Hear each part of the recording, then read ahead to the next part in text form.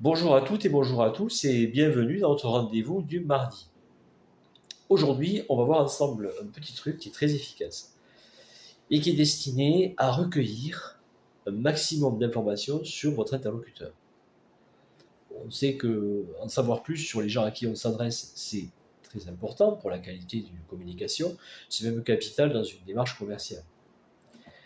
Alors l'objectif, c'est de comprendre la carte mentale de la personne que vous avez en face de vous, de comprendre, de saisir un peu ses espoirs, ses désirs, ses peurs, ses échecs, ses objectifs, etc., etc. Et en fait, l'idéal serait de pouvoir se mettre à sa place, mais on ne peut pas se mettre à la place des gens. Alors les Anglais ont une expression qui est très évocatrice et qui dit il faut marcher avec les chaussures de quelqu'un d'autre. Donc l'objectif, ça va être de marcher, d'essayer de marcher avec les chaussures de votre interlocuteur, de comprendre en fait son rapport au monde.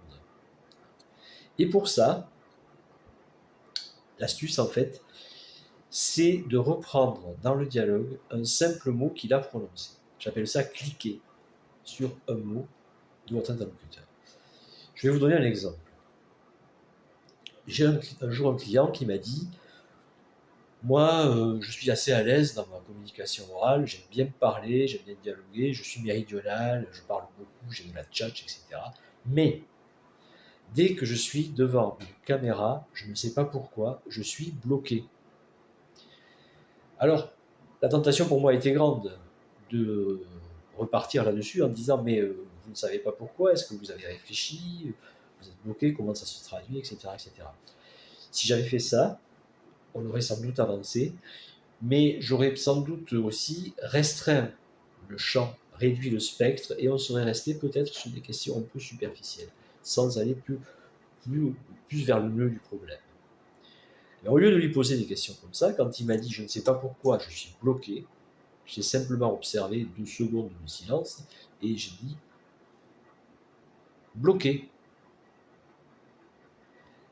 Et là, en quelque sorte, les vannes se sont ouvertes. Il est reparti, il m'a dit oui, bloqué parce que ceci, ceci, ceci, et ceci, et ceci. Qu'est-ce que j'ai fait? J'ai juste cliqué sur son mot, le mot important qu'il avait employé.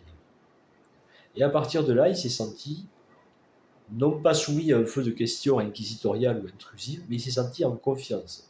Il avait commencé à dénicher quelque chose et le simple fait de cliquer sur ce mot a été pour lui comme un encouragement à aller plus loin. C'est pour ça que ça explique le titre un peu ésotérique de cette capsule aujourd'hui. Cliquer pour changer de chaussure, c'est-à-dire que rebondir sur un mot de votre interlocuteur va vous aider à progresser dans la compréhension de sa perception du monde et surtout aussi lui prouver que vous êtes vraiment à son écoute et prêt à lui rendre service.